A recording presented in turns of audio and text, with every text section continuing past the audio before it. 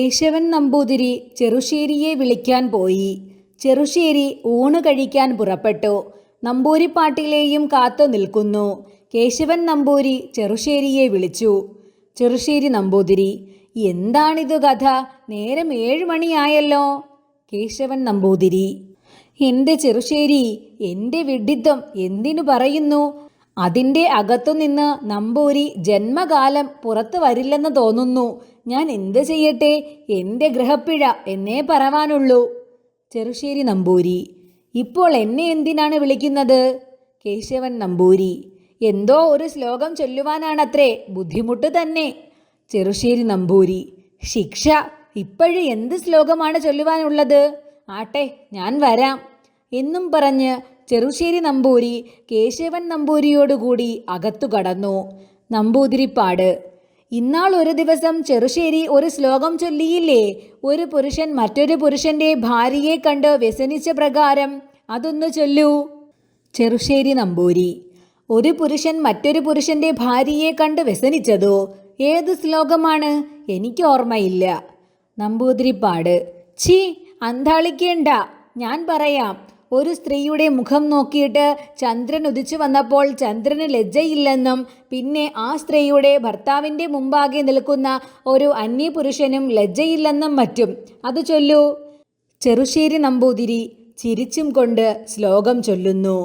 Kim ബ്രൂവസ്തവ പൂർണ്ണചന്ദ്രമഹതീം നിർലജ്ജതാമിദൃശീം യത്സ്യാമുഖമണ്ഡലേ sati ഭവാനപ്യജ്ജിഹീതേ പുരഃ ആവിസ്മൃത്യ കിമേതദുക്തമധുനാ യത്താദൃശീം സുന്ദരീം ഭുഞ്ജാനസ്യ പുരോ വയഞ്ച പുരുഷാ ഇത്യാസ്മഹേ നിസ്ത്രാപാഃ. Namboodiripad: ശരി, ഈ ശ്ലോകം തന്നെ. ലക്ഷ്മിക്കുട്ടിക്ക് വിൽപ്പത്തിയുണ്ടോ? ലക്ഷ്മിക്കുട്ടിയമ്മ: 2-3 കാവ്യങ്ങൾ ചെറുപ്പത്തിൽ വായിച്ചിട്ടുണ്ട്. നമ്പൂതിരിപ്പാട്: ചെറുശ്ശേരി നല്ല വിദ്വാനാണ്, ബഹുരസികനാണ്. കറുത്തേടത്തിന് വിൽപ്പത്തി ഗന്ധം കൂടിയില്ല. അതെ, നേരത്തെ മനസ്സിലായി. ഒരു ശ്ലോകം ചൊല്ലാൻ വയ്യ, എങ്കിലും മഹാഭാഗ്യവാൻ. കേശവൻ നമ്പൂതിരി: എനിക്ക് വിൽപ്പത്തിയില്ല. ഊക്കു കഴിക്കാൻ വഴുകി, വളരെ വഴുകി. നമ്പൂതിരിപ്പാട്: എന്നാൽ ഇനി പുറപ്പെടാം. 9 മണിക്ക് മകളുടെ പാട്ട് കേൾക്കാൻ ഇങ്ങോട്ട് വരും. അപ്പോൾ ലക്ഷ്മിക്കുട്ടിയെയും കാണുമല്ലോ എന്ന് പറഞ്ഞ് പിന്നെയും ലക്ഷ്മിക്കുട്ടി അമ്മയുടെ മുഖത്തേക്ക് ആർത്തിയോടെ ഒന്ന് നോക്കി നമ്പൂതിരിപ്പാട് പുറത്തേക്ക് കടന്നു. വഴിയെ തന്നെ നമ്പൂരിമാരും കടന്നു. കുളത്തിലേക്കായി പുറപ്പെട്ട് 4 കെട്ടിൽ നിന്ന് പൂമുഖത്തേക്ക് കടന്നപ്പോൾ പഞ്ചുമേനോനെ കണ്ടു. നമ്പൂതിരിപ്പാട്: പഞ്ചു അതിഭാഗ്യവാൻ തന്നെ. ഇന്ദുലേഖയെയും പഞ്ചുവിൻ്റെ മകൾ ലക്ഷ്മിക്കുട്ടിയെയും കണ്ടു. തമ്മിൽ ഞാനോ നീയോ സുന്ദരി എന്ന് തിരക്കുള്ളതുപോലെ തോന്നും അവരുടെ സൗന്ദര്യം കണ്ടാൽ. കറുത്തേടത്തിൻ്റെ ഭാഗ്യം, 2 ആളും അതിസുന്ദരികൾ തന്നെ. പഞ്ചുമേനോന് ഈ വാക്കുകൾ അശേഷം രസിച്ചില്ല. കുറച്ച് ക്രോധവും ഉണ്ടായില്ലെന്നില്ല, എങ്കിലും അതെല്ലാം മനസ്സിൽ അടക്കി. പഞ്ചുമേനോൻ: ഇനി ഊക്ക് കഴിപ്പാൻ എഴുന്നള്ളാറായി എന്ന് തോന്നുന്നു. നമ്പൂതിരിപ്പാട്: അതെ, ഊക്ക് കഴിച്ച് ഊൺ കഴിഞ്ഞ് വേഗം വന്നു കളയാം. നമ്പൂതിരിപ്പാടും നമ്പൂതിരിമാരും കൂടി മുറ്റത്തിറങ്ങിയപ്പോൾ പഞ്ചുമേനോൻ കേശവൻ നമ്പൂതിരിയെ കൈകൊണ്ട് മാടി വിളിച്ചു. കേശവൻ നമ്പൂതിരി മടങ്ങിച്ചെന്നു. പഞ്ചുമേനോനും നമ്പൂതിരിയും കൂടി 4 കെട്ടിൽ കടന്നു. പഞ്ചുമേനോൻ: എന്താണ്, ഇന്ദുലേഖയ്ക്ക് ബോധ്യമായോ?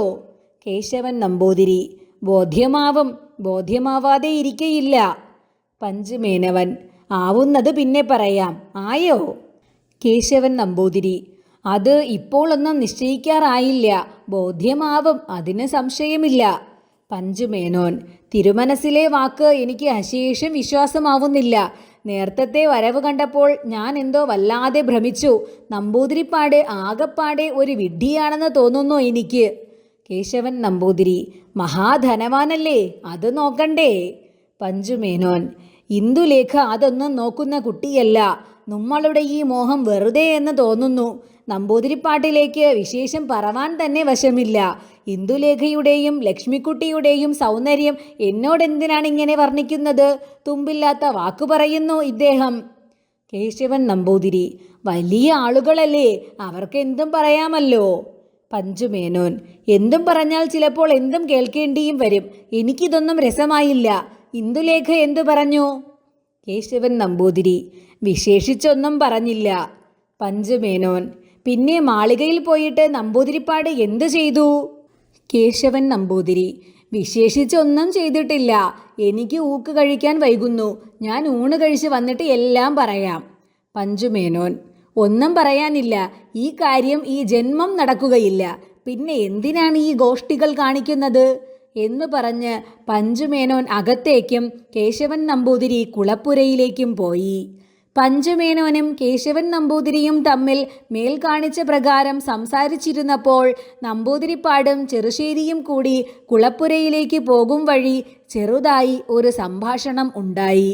നമ്പൂതിരിപ്പാട്: ചെറുശ്ശേരി, എനിക്ക് ഇന്ദുലേഖയേക്കാൾ ബോധിച്ചത് അവളുടെ അമ്മയെയാണ്. വാക്കുസാമർഥ്യം കടുകട്ടി.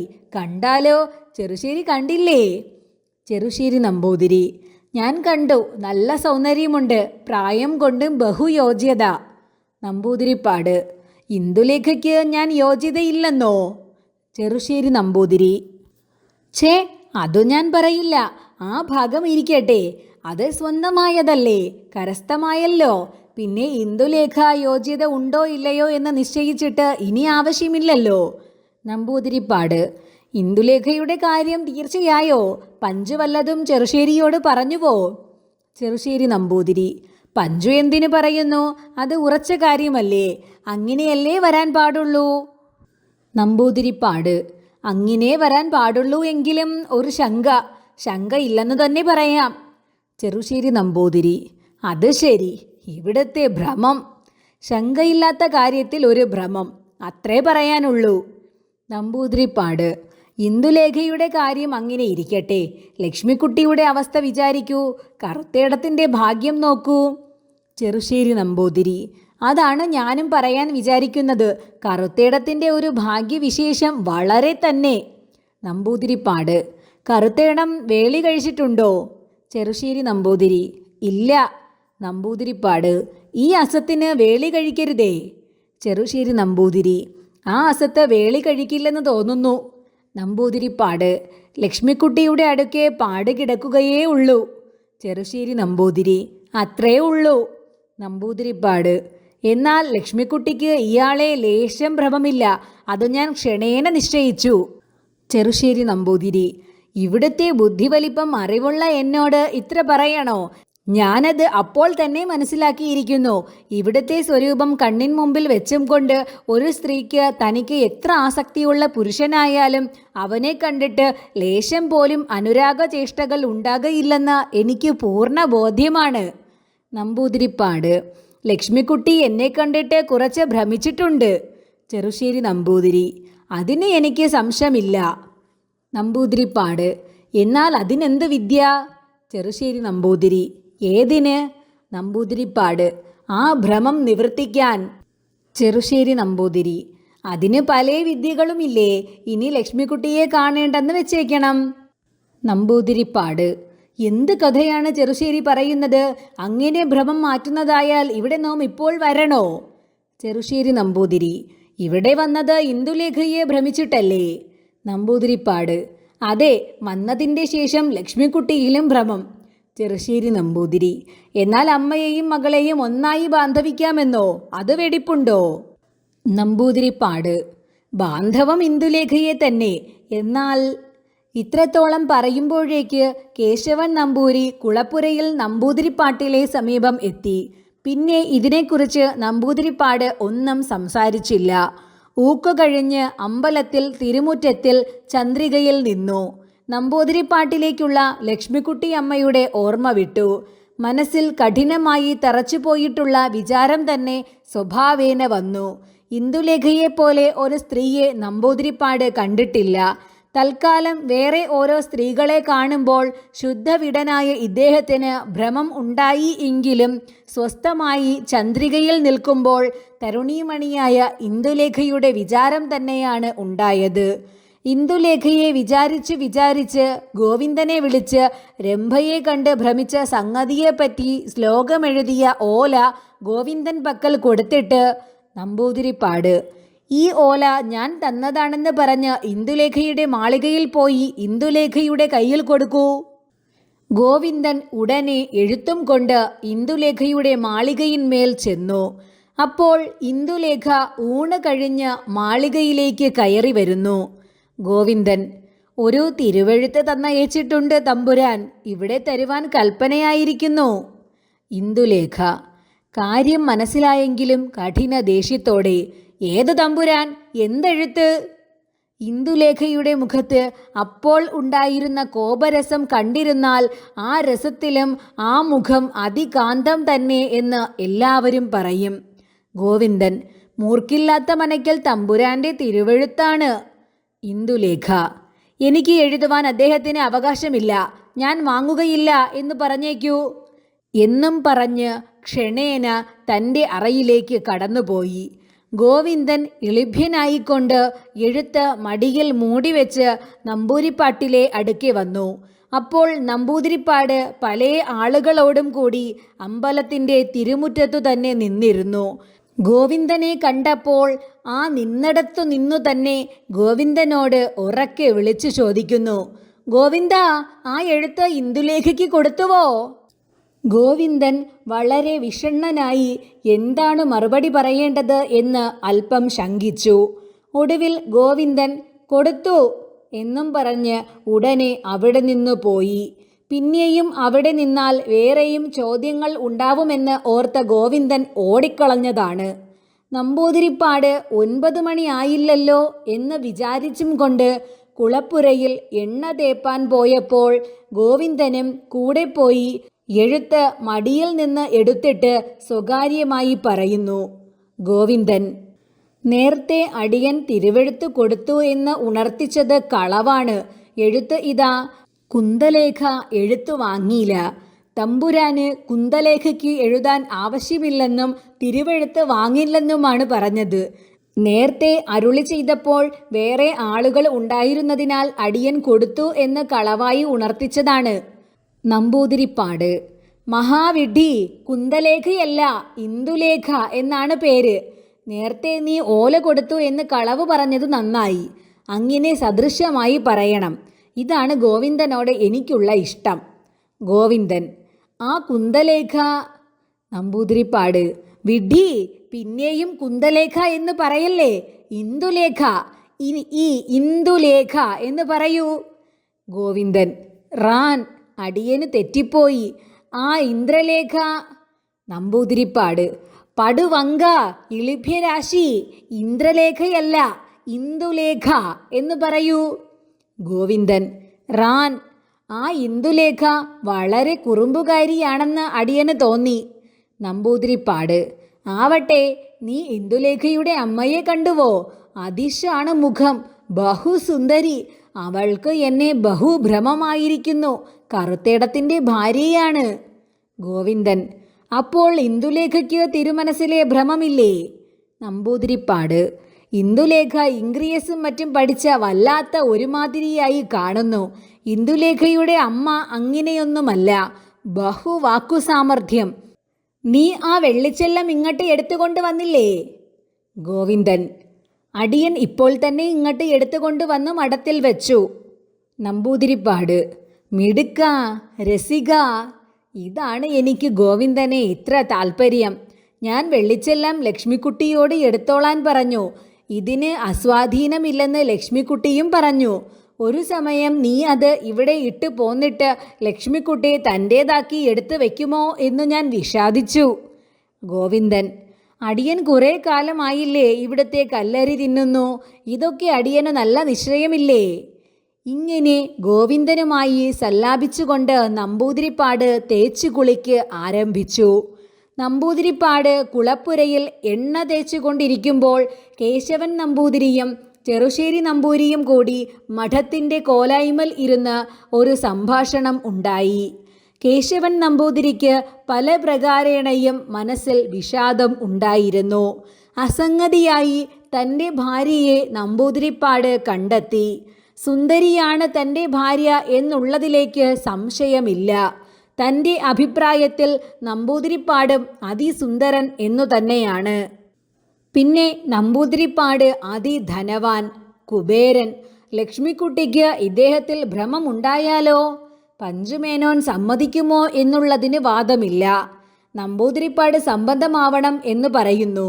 അദ്ദേഹം വലുതായ ഒരാളല്ലേ, അതിന് ഇവിടുന്ന് വിരോധം പറയരുതെന്ന് പഞ്ചുമേനോൻ എന്നെ വിളിച്ച് പറഞ്ഞാൽ ഞാൻ എന്തു ചെയ്യും?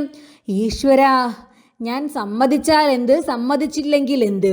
കാര്യം നടക്കും. നമുക്ക് ഇല്ലത്തേക്കും പോവാം. ശൂദ്രസ്ത്രീകളെ ഭാര്യയാക്കിയാൽ ഇങ്ങനെ ഓരോ ആപത്തുകൾ വന്നേക്കാം. ഇങ്ങനെയെല്ലാം കുറേ നേരം ആ സാധു കേശവൻ നമ്പൂരി വിചാരിക്കും. പിന്നെ ലക്ഷ്മിക്കുട്ടിയുടെ മുഖവും ശരീരവും എല്ലാം കൂടി ഒന്ന് വിചാരിക്കും. കഷ്ടമേ, വല്ല ആപത്തും നമുക്ക് വന്ന് നേരിടുമോ? ഇല്ല, അതുണ്ടാവുന്നതല്ല. ഇന്ദുലേഖയ്ക്ക് സംബന്ധത്തിന് വന്നിട്ട് ഇന്ദുലേഖയുടെ അമ്മയെ ബാന്ധവിച്ച് കൊണ്ടുപോയി എന്ന് വരുമോ? അങ്ങനെ വരാൻ പാടില്ല എന്ന് വിചാരിച്ച് ധൈര്യപ്പെടും. ഇങ്ങനെ തിരിച്ചും മറിച്ചും വിചാരിക്കും. വിചാരിച്ച് ഈ ശുദ്ധാത്മാവിന് ഈ വിചാരം പോയി മറ്റൊരു വിചാരം തുടങ്ങി. 9 മണിക്ക് പാട്ടുണ്ടാവുമെന്ന് ഈ നമ്പൂതിരിപ്പാടോട് പറഞ്ഞു പോയല്ലോ. ഇനി ഇന്ദുലേഖ പാടിയില്ലെങ്കിലോ, വീണപ്പെട്ടി വായിച്ചില്ലെങ്കിലോ അതിദുർഘടമായി തീരുമല്ലോ. ഇങ്ങനെ വന്നാൽ എന്ത് നിവൃത്തി എന്ന ആലോചനയാണ് പിന്നെ ഉണ്ടായത്. ആലോചിച്ച് ഒരു വഴിയും കാണാതെ മേൽപ്പെട്ട് നോക്കിക്കൊണ്ടിരിക്കുമ്പോൾ ചെറുശ്ശേരി നമ്പൂരി അടുക്കെ വന്നിരുന്നു. ചെറുശ്ശേരി നമ്പൂതിരി: എന്താണ് കറുത്തേടത്തിന് ഒരു കുണ്ഠിതമുള്ളതുപോലെ കാണുന്നു? കേശവൻ നമ്പൂതിരി ഒരു പച്ച ചിരിയോടുകൂടി: കുണ്ഠിതമൊന്നുമില്ല. എന്ത് കുണ്ഠിതം? കുണ്ഠിതത്തിന് ഒരു കാരണവുമില്ല. ചെറുശ്ശേരി നമ്പൂതിരി: പിന്നെ എന്താണ് ഒരു ദീർഘാലോചന? കേശവൻ നമ്പൂതിരി: ഒന്നുമില്ല, ഇന്നത്തെ പാട്ടിൻ്റെ കാര്യം ആലോചിച്ചു. നേരം 8:30 മണി കഴിഞ്ഞു. ചെറുശ്ശേരി നമ്പൂതിരി: എന്താണ്, പാട്ടിന് തടസ്സമൊന്നും ഉണ്ടാകയില്ലല്ലോ? കേശവൻ നമ്പൂതിരി: എന്താണ് തടസ്സം? ഒന്നുമില്ല, ഒരു തടസ്സവുമില്ല. ഇന്നു രാത്രി 9 മണിക്ക് പാട്ടുണ്ട്. ചെറുശ്ശേരിക്ക് മുകളിൽ വരാം. ഇന്ദുലേഖ അസാധാരണയായി രാത്രികളിലൊക്കെ പാടാറുണ്ട്. ചിലപ്പോൾ വീണപ്പെട്ടിയും വായിക്കും. വളരെ ദുർലഭം ദിവസമേ പാട്ട് ഇല്ലാതെയുള്ളൂ. ഇന്ന് പാട്ടുണ്ടാവാതിരിക്കയില്ല. എല്ലാവർക്കും പോയി കേൾക്കാം. അതിന് ഇന്ദുലേഖയ്ക്ക് വിരോധമൊന്നുമില്ല. ഇന്ന് പാട്ടുണ്ടാവാതിരിക്കയില്ല. നമ്പൂതിരിയും മറ്റുമുള്ളതല്ലേ. ചെറുശ്ശേരി നമ്പൂതിരി: പാട്ടുണ്ടായെങ്കിൽ ഞാനും വരാം കേൾക്കാൻ. കേശവൻ നമ്പൂതിരി: പാട്ടുണ്ടാവും, സംശയമില്ല. കേശവൻ നമ്പൂതിരിക്ക് നല്ല ഒന്നാന്തരം സംശയമുണ്ട്. എന്നാലും നിയമത്തെ പതിവ് ഇല്ലാതിരിക്കില്ല എന്ന് ഈ ശുദ്ധാത്മാവിന് പിന്നെയും ഒരു വിശ്വാസം. ഇന്ദുലേഖയോട് ചോദിപ്പാനോ ഇന്ദുലേഖയുടെ മുഖത്ത് നോക്കാനോ ഇയാൾക്ക് ധൈര്യവും ഇല്ല. കേശവൻ നമ്പൂതിരി വലിയ കുഴക്കിലായി അങ്ങനെ ഓരോന്ന് വിചാരിച്ചു.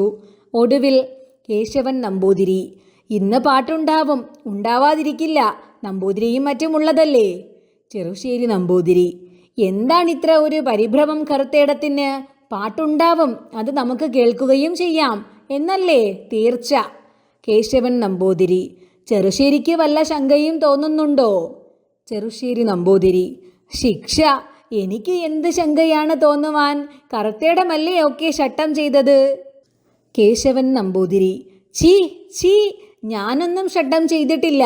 ഞാൻ എന്ത് ശട്ടം ചെയ്യുവാനാണ്? ഇന്ദുലേഖ രാത്രി വീണപ്പെട്ടി പതിവായി വായിക്കാറുള്ളത് പോലെ ഇന്നും വായിക്കും. അപ്പോൾ കേൾക്കാമെന്ന് മാത്രമേ ഞാൻ നമ്പൂതിരിയോടും പറഞ്ഞിട്ടുള്ളൂ. ചെറുശ്ശേരി നമ്പൂതിരി: എങ്ങനെയെങ്കിലും ആവട്ടെ, ഇപ്പോൾ കറുത്തേടത്തിന് അതിനെക്കുറിച്ച് എന്താണ് ഒരു പരിഭ്രമം? കേശവൻ നമ്പൂതിരി: പരിഭ്രമമൊന്നുമില്ല, യാതൊന്നുമില്ല. എന്നാൽ ഞാൻ പറഞ്ഞത് നമ്പൂതിരി തെറ്റായി ധരിക്കുമോ എന്ന് ഒരു ശങ്ക. ഇന്ന് പാട്ടുണ്ടാവാതെ ഇരിക്കയില്ല. പിന്നെ എന്തിനാണ് ശങ്കിക്കുന്നത്? ശങ്കിക്കാനിടയില്ലെന്ന് എനിക്ക് തന്നെ തോന്നുന്നു. ചെറുശ്ശേരി നമ്പൂതിരി: ആട്ടെ, നമ്പൂതിരിയെ കണ്ടിട്ട് ഇന്ദുലേഖയ്ക്ക് അനുരാഗമുണ്ടായോ? ആ കഥ കേൾക്കട്ടെ.